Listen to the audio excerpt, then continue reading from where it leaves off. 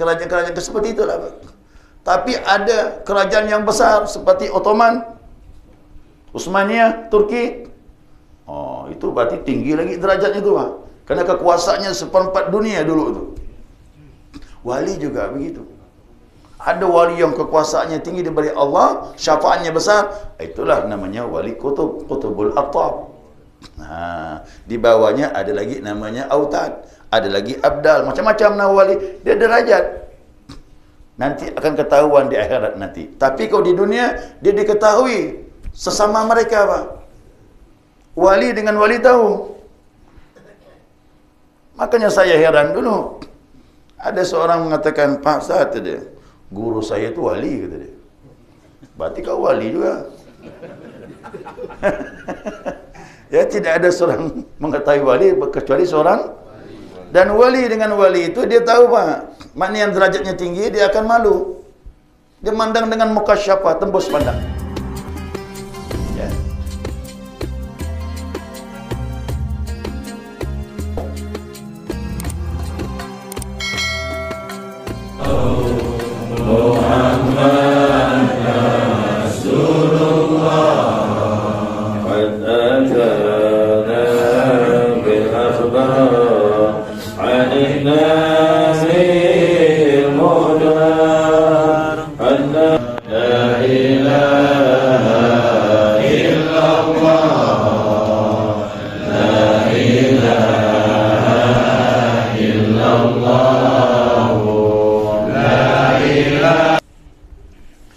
Bismillahirrahmanirrahim. Alhamdulillahi rabbil alamin.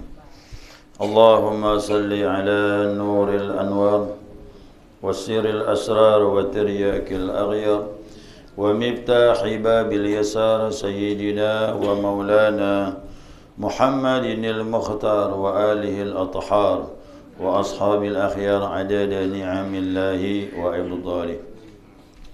Subhanaka la ilma lana illa ma 'allamtana innaka antal alimul hakim.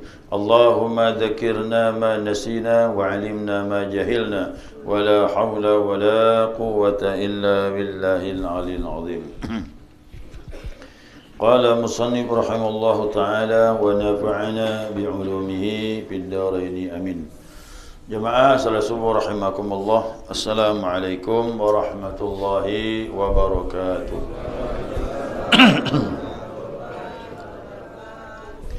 Alhamdulillah, ya senantiasa kita mengaturkan pujian dan syukur kita kepada Allah atas limpahan rahmah hidayahnya subuh ini, atas izinnya kita dapat melanjutkan kajian kita, mudzakarah kita, panduan kitab Al-Minahus Saniyah.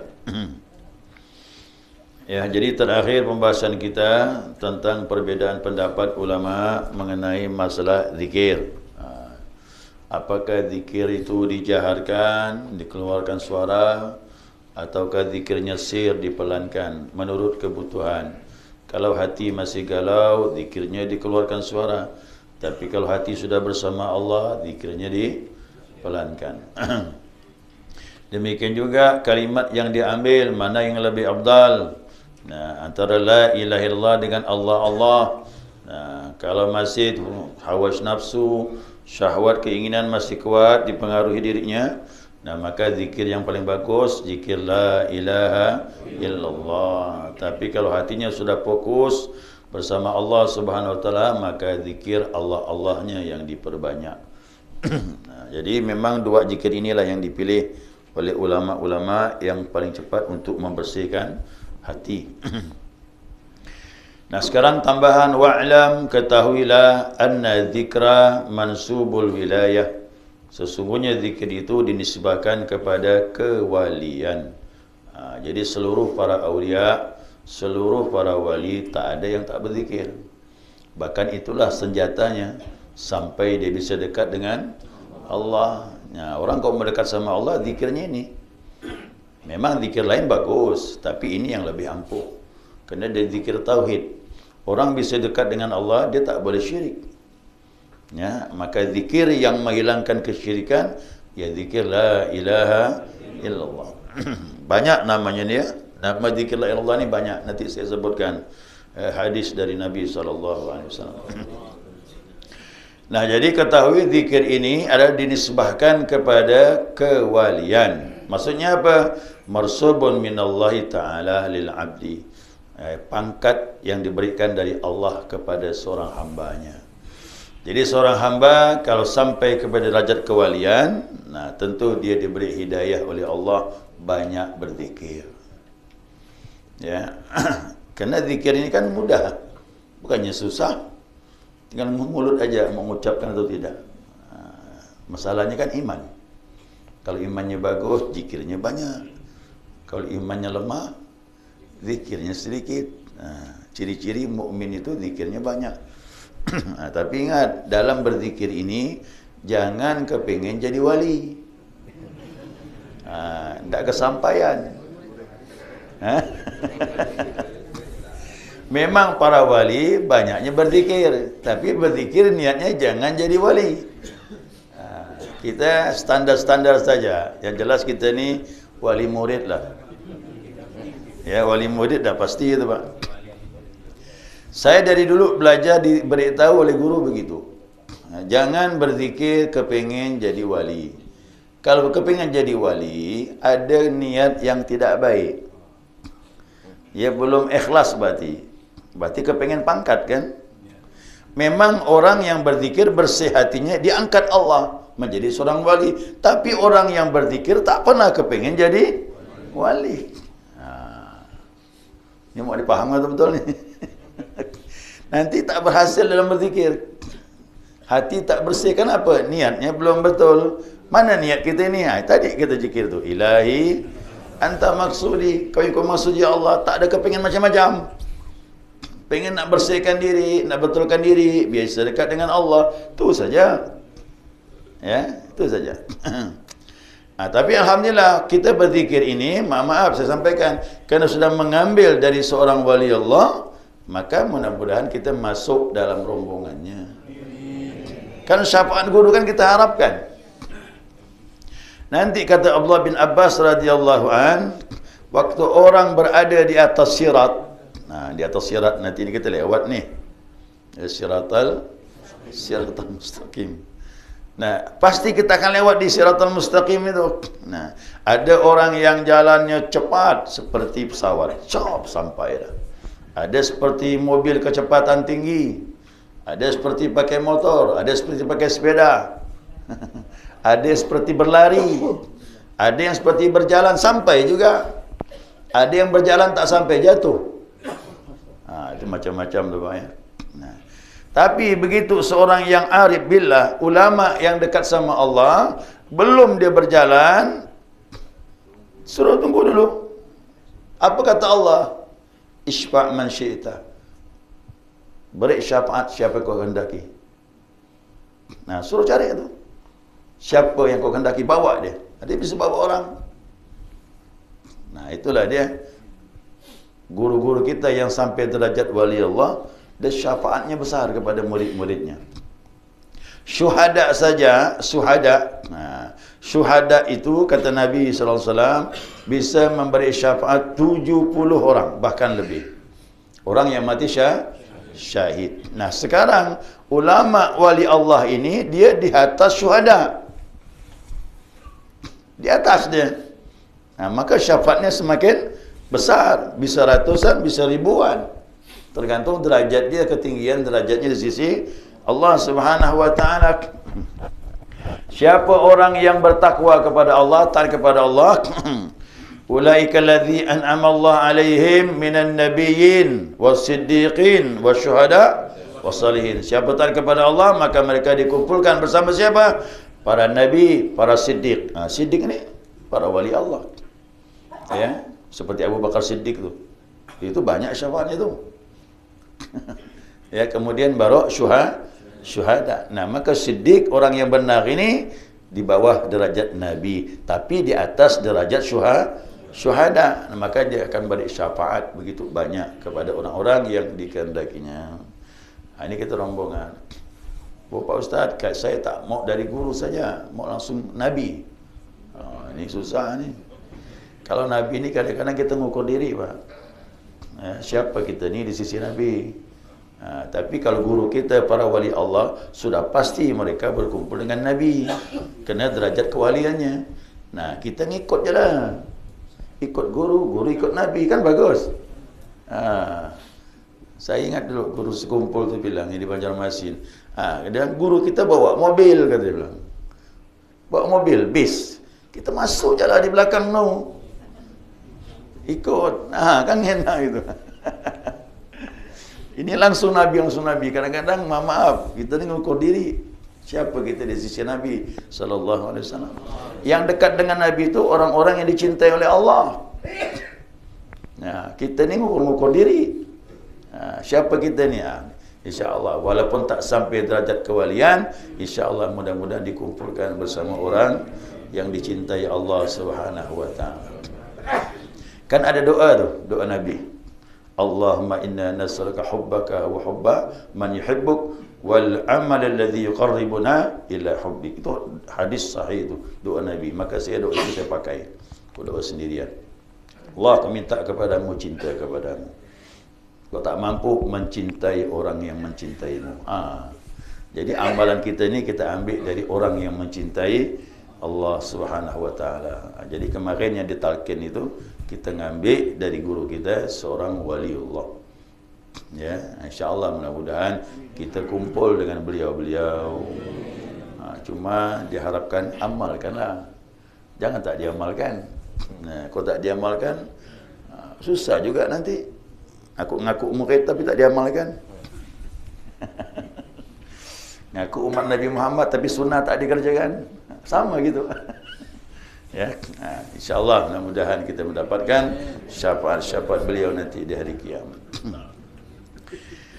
Nah, sebagaimana kepangkat seorang raja di dunia, ya, bil wazaib, dengan tugas-tugasnya. Jadi diibaratkan begini, ya. Orang yang jadi raja, dia punya tugas kan mengurus rakyat. Nah, wali juga begitu. Dia punya tugas. Apa tugas para wali ini?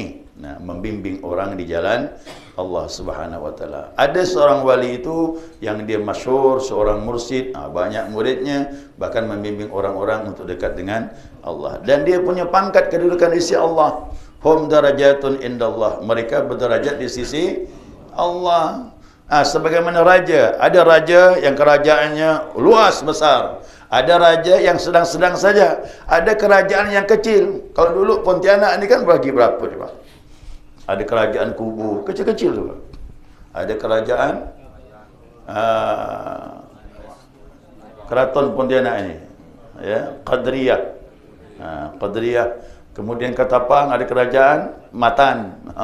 Mempawah kerajaan Amantubillah, ya, kerajaan yang Menambun tu. Itu kerajaan-kerajaan seperti itulah, Pak. Tapi ada kerajaan yang besar seperti Ottoman, Utsmaniyah, Turki. Itu berarti tinggi lagi derajatnya itu, Pak.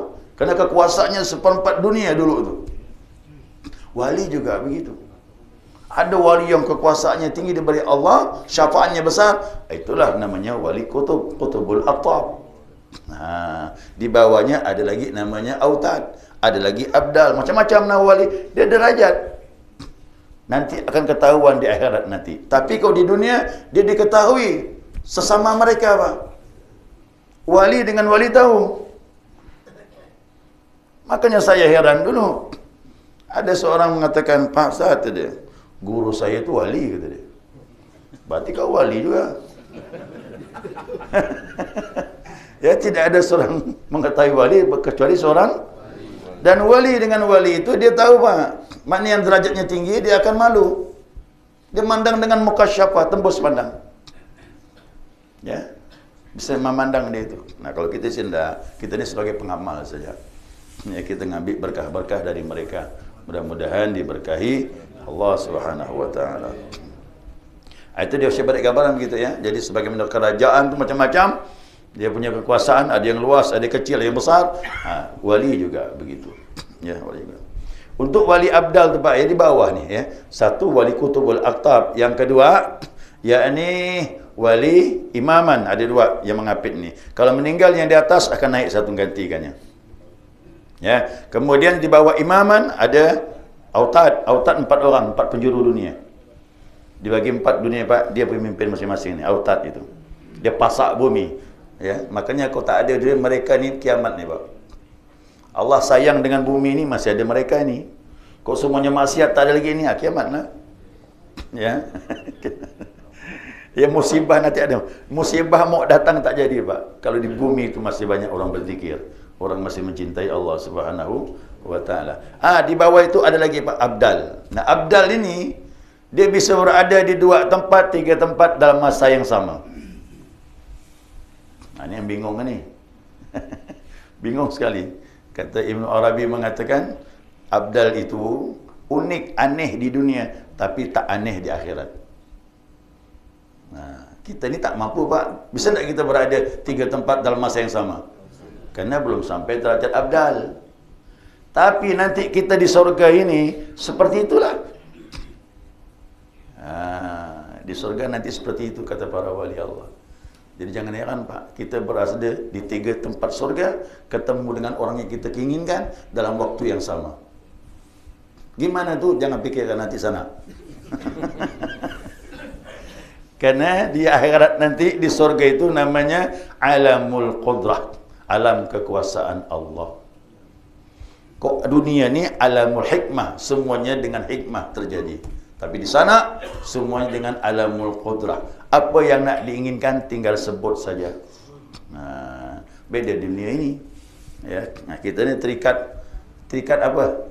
Dengan 4 unsur tadi ini. Air, angin, api, tanah. Ini yang mengikat kita ni. Di sana tubuh kita elastis nanti insya-Allah. Kita bisa berada di mana pun kita inginkan. Seperti Nabi Muhammad sallallahu alaihi wasallam. Isra dan Mi'raj. Kok bisa Nabi Isra Mi'raj? Kita di sana pun bisa juga Isra. Cap sana, cap sini. Orang Mekah bingung. Bagaimana Nabi ni? Kami sudah survei pakai kuda sebulan pergi, sebulan kembali. Nabi Muhammad bilang sebagian malam sudah selesai. Di dunia Pak hanya Nabi, para wali yang bisa begitu. Akhirat kita pun bisa nanti. Ya Allah, saya nak jumpa dengan keluarga saya di Jannatul Naim. Cap sampai. Saya nak jumpa dengan keluarga saya pada Jannatul Firdaus. Cap sampai. Ketemu bisa. Ada kalau isteri ketemu langsung satu rumah ada. Ya, saya sampaikan begini. Allah bilang, ya, wasari'u ila maghfirati min rabbikum wa jannatin arduhas samawati wal ardu uiddat lil muttaqin.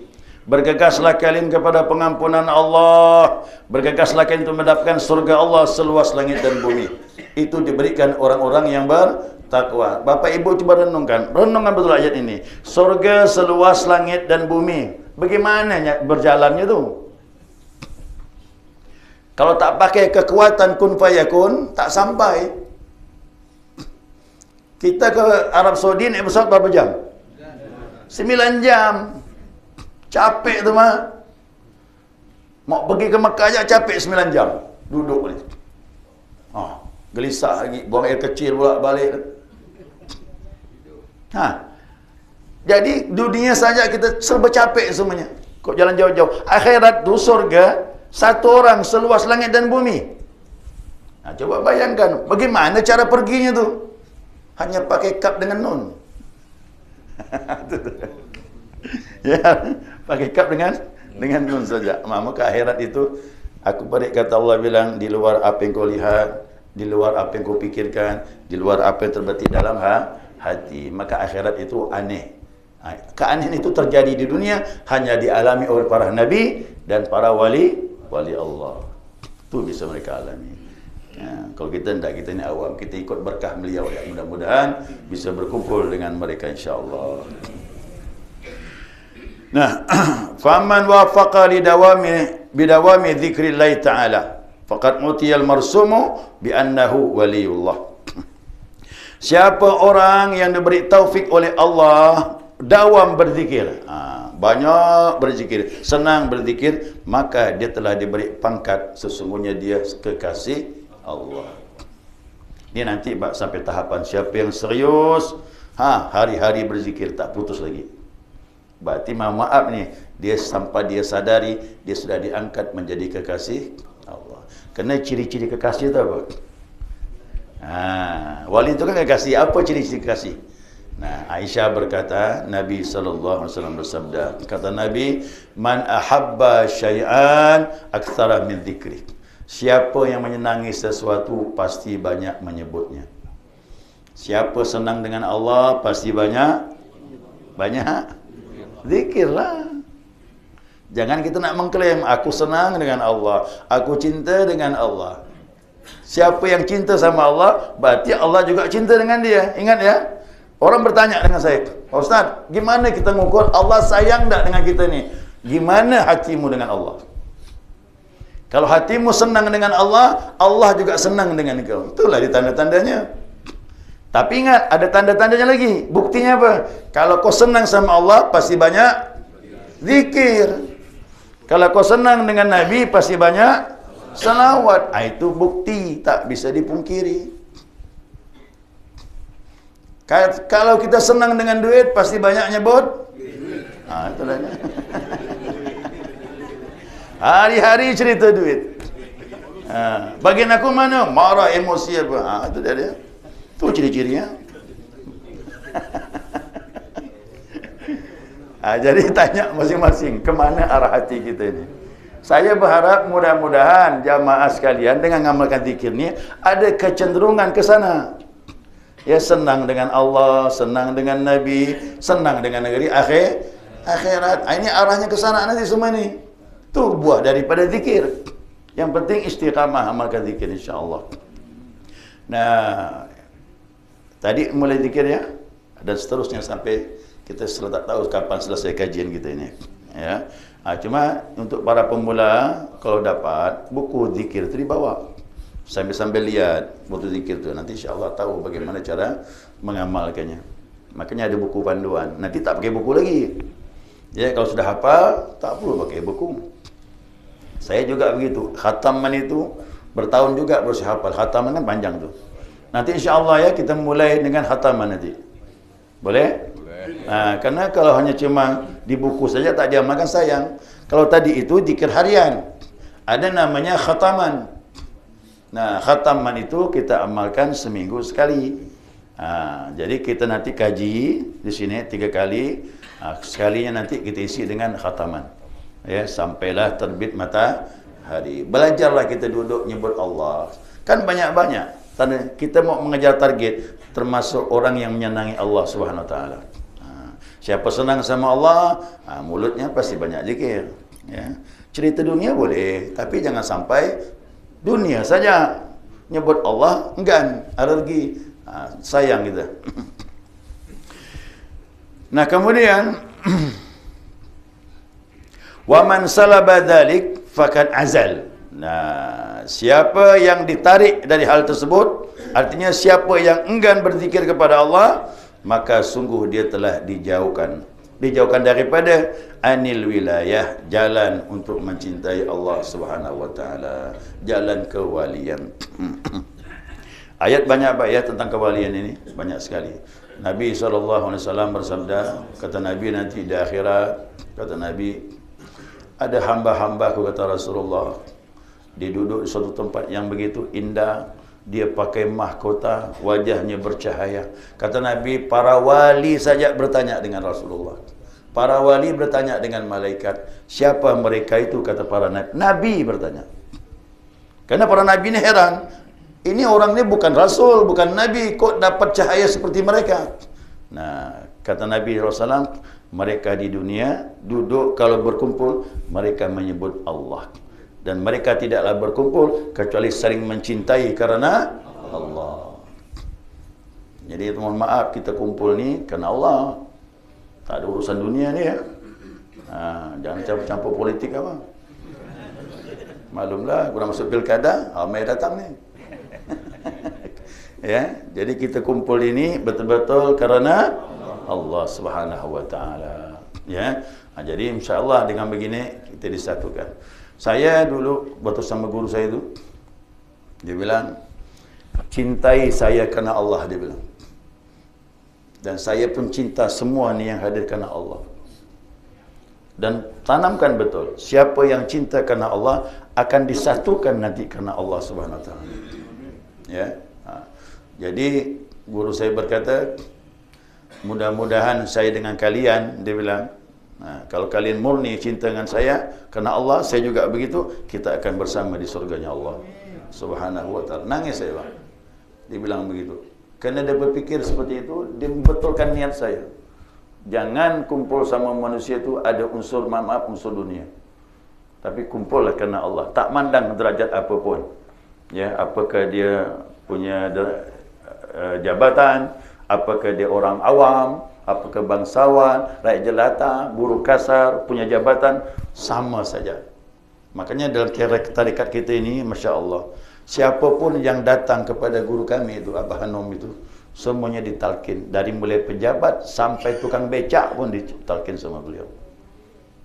Ya. Dan beliau tidak memilih. Bahkan beliau, maaf, orang tua-tua ditalkin, disayangi sama beliau. Dan kadang-kadang beliau menghormati seseorang yang semua orang itu tak menganggap orang itu, tapi mursyid menganggapnya luar biasa. Nah, karena mursyid memandang cahaya hati dia. Jadi pernah satu saat ada orang tua datang, ini beliau lagi kumpul ramai ini, tapi beliau datang berdiri disambutnya. Padahal ini tamu-tamu terhormat. Ini orang yang datang penampilan, maaf, tidak masuk hitungan. Tapi beliau hantar duduk kan. Diladen betul-betul, kemudian diantar sampai keluar. Sampai orang penasaran ditanya. Rupanya Pak, dia petani. Petani orang itu. Kenapa mursyid melihat dia? Karena nur cahaya di hati dia. Di rumah dia Pak, lebih dari 10 orang anak yatim dipeliharanya. Pribadi, bukan yayasan. Bukan yayasan anak yatim, betul-betul dari hasil petaninya dia menghidupkan anak yatim.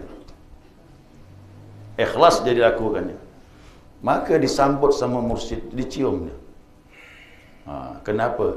Di hati dia ada nur cahaya Allah Subhanahu wa taala. Jadi kita begitu. Beliau tu Masya Allah, dari pejabat sampai rakyat jelata semuanya digauli karena Allah. Kita juga begitu. Mudah-mudahan kita berkumpul ni kerana Allah Subhanahu wa taala. Nabi bilang begitu. Mereka bercahaya di akhirat, para nabi iri bertanya, dia bukan nabi, bukan rasul, tetapi dia berkumpul berzikir kepada Allah dan mereka saling mencintai kerana Allah Subhanahu wa taala. Ya. Ya, saya kira cukup ini saja ni ya. Panjang lebar di pembahasan ni. Ya, kalau saya baca lagi di bawahnya tak selesai ini. Wa'lam anna dzikra asra'u fil fathi min sa'iril ibadat. Ketahuilah zikir itu paling cepat daripada membuka jalan mendekatkan diri kepada Allah dari ibadah-ibadah yang lain. Bagaimana tu? Nanti penjelasannya minggu depan. Ya, nanti penjelasannya minggu depan. Ya, ada pertanyaan? Jadi kita ini awam, namun juga pernah mendengar bahwa ciri-ciri kewalian itu secara awam pun kita bisa, mungkin benar atau tidak, seorang yang kasyaf kita nggak tahu, tapi jelas dia ini ahli ibadah. Kita ini nggak tahu cara menghidupkan kita, tapi dia sudah tahu sebelumnya. Misalnya kamu udah ditarik Allah, tidak dunia, ada namanya dalam kitab Al-Hikam itu kita ditarik Allah, bukan disijatkan, tapi ditarik Allah untuk jalan, tidak usaha misalnya mau fokus. Kemudian apakah orang seperti itu boleh tingkat walaupun terendah dikatakan wali? Kemudian saya tentang Ali Imran 169 bahwa kita mengira, janganlah engkau mengira bahwa orang yang mati syahid karena Allah, orang yang punya kekasih Allah itu mati maka mereka itu masih hidup dan masih berrezeki. Dalam konteks ini kami yakin kita orang ahli sunnah itu bahwa yang kita hadiarahi, kita tahu, mereka tahu kita datang. Kita tidak kenal mereka untuk hidup, namun karena kewalian mereka, orang penjajarah, apakah juga kita nanti dicari oleh orang ahli makam itu untuk syafaat yang dimaksud dari demikian. Maka kita tak boleh gegabah menilai orang itu. Yang jelas kita memuliakan mereka, kita hormati mereka kerana mereka hamba Allah. Untuk kewali ini khusus ada orang yang bisa melihat. Tapi kalau mursyid dalam tarikat, jelas pasti tahu dia seorang wali kerana dia membimbing murid-murid. Maka setiap mursyid tarikat yang betul ya, maklumlah sekarang ni ada tarikat-tarikat sempalan yang mengganggu, merusak nama tarikat ini. Sampai tarikat pun banyak fitnah. Padahal kalau betul dia seorang mursyid, maka dia harus seorang wali Allah. Tak boleh membimbing murid kalau tak kenal Allah. Dia bisa salah jalan. Kerana ini jalan ghaib, dekat kepada Allah. Allah tak nampak. Makanya ada orang berpengalaman yang bisa memberi syafaat kepada kita untuk mendekatkan diri kepada Allah. Tanpa mereka salah jalan. Man laysa lahu syekh fa syaikhu syaitan. Siapa yang tak punya guru, maka gurunya itu yang bahaya tu, Pak. Ya. Nah, maka wali inilah yang masyhur. Tapi ada juga wali-wali yang mastur. Ada Pak Mastur sana. Kalau Bapak Mastur terkejut, apa Mastur tu? Dia baru tahu nama dia Mastur. Artinya tu apa? Mastur tu yang tersembunyi. Dia punya kelebihan tapi orang tak tahu. Ini agak sulit ni. Ya.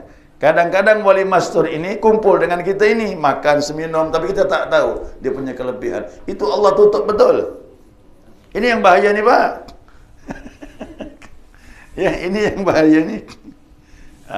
Jadi dalam kitab Irsyadul Ibad tu, ya, kemarin saya sampaikan, ada seorang hamba Allah masuk ke pondok pesantren. Nah, dia tahu kok di pondok ni kan apa hajat dikabulkan. Nah, cuma pada waktu itu di pondok ini sedang berkemas. Ya, sedang berkemas, membenahi. Nah, masuklah hamba ini. Masuk hamba ini duduk di masjid pondok itu. Salat berjamaah. Nah, salat berjamaah. Begitu dia salat berjamaah, ya, dia pun duduk. Duduknya begini, maaf. Ini karena perut saya agak boncat, agak sulit ni, Pak. Kalau kurus nyaman duduk begini ni, Pak. Begini tu. Dia pegang tangan begini, palanya menunduk ketemu dengan kedua lutut. Duduk. Dari maghrib sampai isyak tak beranjak begitu dia. Setelah salat maghrib tu. Kemudian masuk isyak. Isyak dia salat lagi. Zikir lagi. Di pondok tu orang amalkan zikir. Zikir tarekat.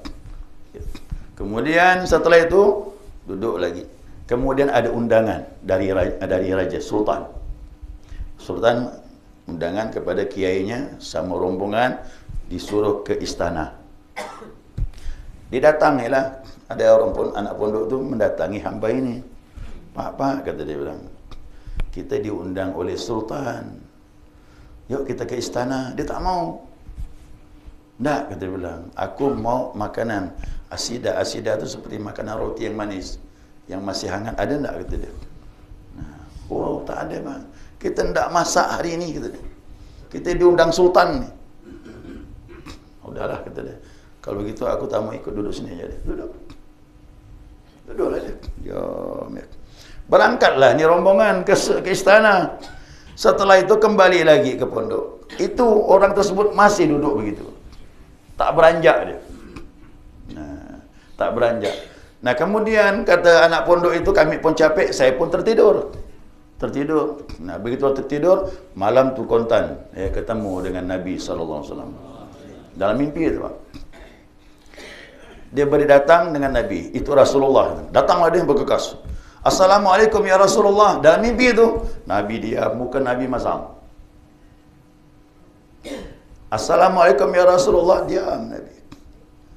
Yang ketiga kalinya, Assalamualaikum ya Rasulullah, tak dijawab Nabi, nangis dia. Ya Rasulullah, apa salah aku? Sampai salam aku pun tak kau jawab. Kata Nabi, itu di tempat kau ada hamba Allah, kekasih aku, kata Nabi. Punya hajat, pengen makanan yang hangat, tak kau kasih. Kata Rasulullah. Langsung dia sadar dari tidur. Langsung tak ada, kena tegur masalah itu ya. Nah, kemudian dia pun sadar, langsung dicarinya orang tersebut, udah tak ada. Udah tak ada. Begitu dia dengar bunyi daun pintu bergerak, mungkin baru keluar. Dikejarnya tu. Dikejarnya, hai fulan, tunggu sebentar. Berhenti dia. Apa yang kau inginkan, aku siapkan. Tolong kembalilah ke pondok.